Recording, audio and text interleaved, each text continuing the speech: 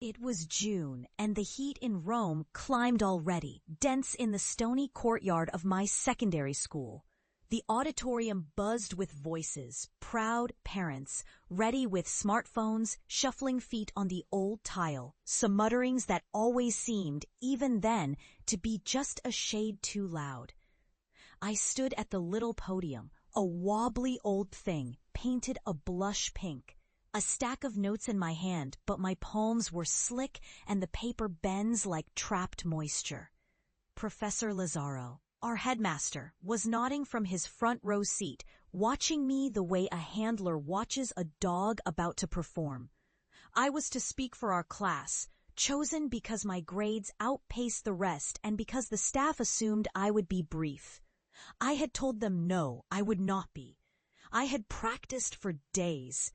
My family, my mother in linen, my father in his one good suit, my brother Gianni picking at a scab on his knee, sat 4 rows back on the aisle.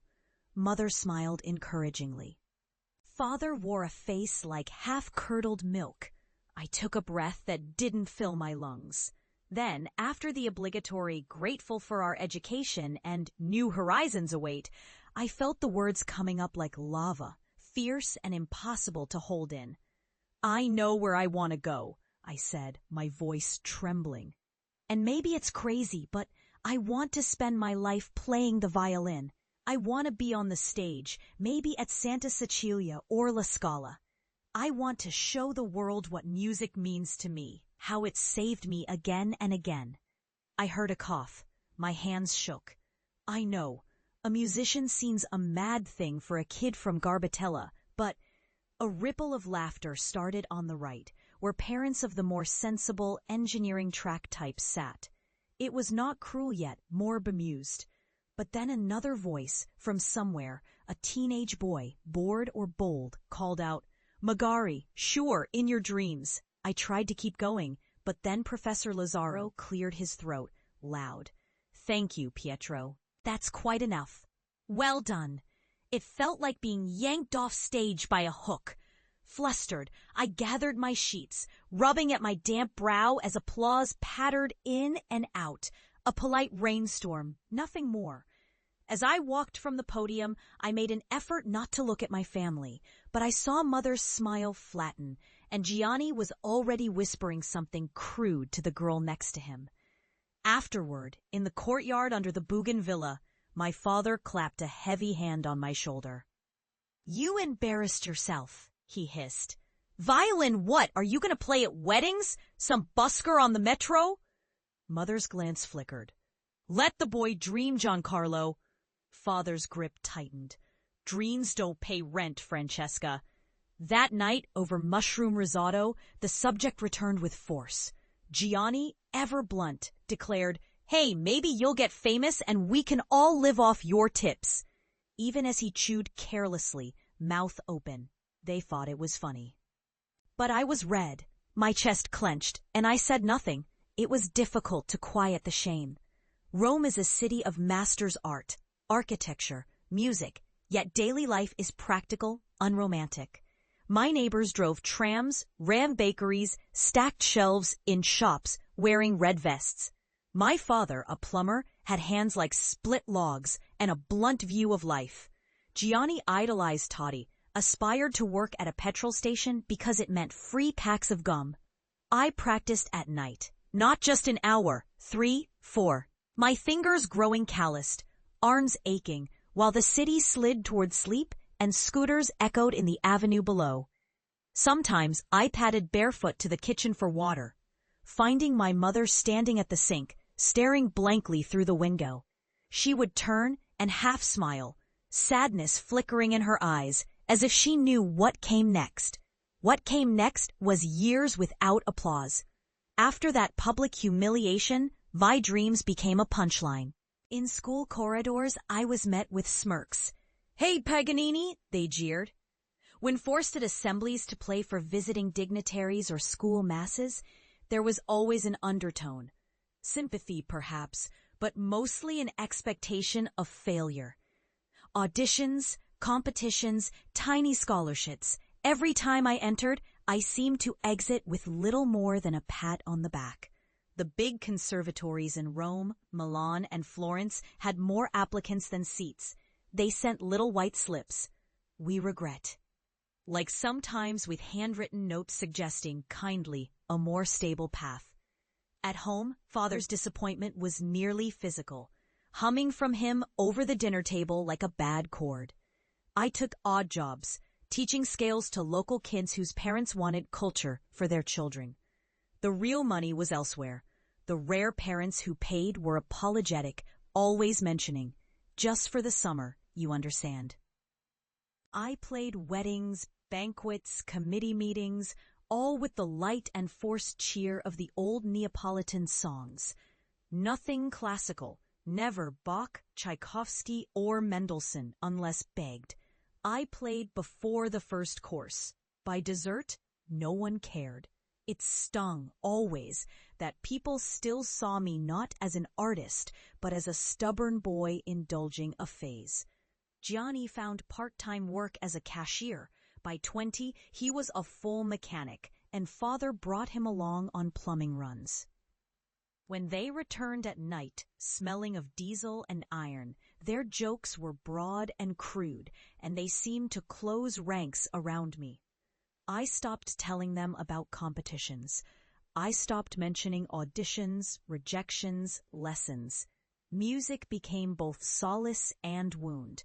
Every improvement a small, silent victory. Every setback a lesson learned alone. 2 years passed. I grew stronger, lonelier. My practice became more rigorous, more desperate. At 21, I nearly gave in. A new round of prestigious conservatory rejections. My instrument cracked at the seam. My father's, "When are you going to grow up?"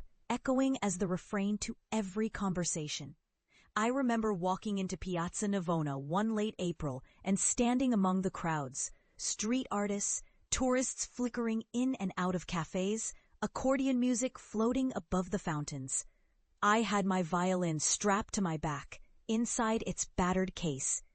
I didn't play. That day, I just watched, feeling lost, unsure if I was stubborn or just naive. But somewhere in the ache, there was anger, not at them, but at myself for believing them. So change came as a sliver of opportunity. A local maestro, Carlo Giudetti, visited the music school where I taught scales on Tuesdays. He had thinning hair, gray eyes sharp as needles, and heard me, by chance, rehearsing the Bach chaconne after hours. He listened. He told me, "You have more scars in your sound than most men your age. Maybe this is a good thing." He told me to audition for his summer program for young soloists. "You'll never be a prodigy," he said bluntly, "but perhaps you'll be something better, clever, capable." I auditioned. I played with such hunger, with all the hunger of those lonely years, that the panel watched in something like surprise. I was accepted. It was not Santa Cecilia. It was not La Scala. But it was a door. From there, the doors opened, if slowly, if only a crack at a time. Giudetti introduced me to accompanists, chamber musicians, conductors. I played recitals in old churches. A patron offered a loan for a better violin. I shared dingy apartments with other musicians who lived from grant to grant. At times, I busked, but now it was deliberate. Piazzas near Sant'Andrea or Termini, where the world passed busy and unhearing. Sometimes, the right person heard. Sometimes, an invitation came scribbled on the back of a napkin. As my network grew, my circle of doubters faded into the backdrop of distant home. I visited less. Calls with my family became short. "You sound tired," my mother would say, and I would mumble about rehearsals, tour dates, deadlines. Sometimes, if Father was in the background, he'd bark, "Hasn't run out of steam yet, eh?" I learned to smile, to let the sting pass. Then at 28, an invitation arrived, a soloist spot at the Basilica di Santa Cecilia, the old dream. It was not the main concert, not maestro territory, but it was there, my name printed on posters hung in the metro near Termini, yellow and black. The program would be Brahms, Yesse, and Bach. I poured myself into it, practicing till my fingers split and bled. I rented a suit that didn't quite fit. My mind raged. What if no one came? What if I failed, became the same joke all over again, just older? During rehearsals, my nerves hummed, the ghost of past humiliations alive in my blood. When the night arrived, I entered the basilica through the ancient stone vestibule, the vault echoing with footsteps. The audience filled half the pews, not a sellout, but respectable. I glanced down. People leaned forward, programs in hand. The air buzzed. I had sent invitations to my family, even to skeptical neighbors from Garbatella. It was a mad impulse, a secret. Bitter hope that they might come, so I could show them what dozens of ramen dinners, missed birthdays, and nights practicing till dawn had made possible. When I stepped on stage, applause washed over me, warm, unforced. I tried not to search for my family, not to let hope distract me. But in the fourth pew, just where she always sat, was my mother, her face bright and tight with emotion. Beside her, impossibly, sat my father and Gianni. Father looked grim, uncomfortable in the presence of art. Gianni fidgeted, eyes down. There was that girl from graduation too, older now, hands clasped. A knot of neighbors huddled at the end of the pew. I took my place,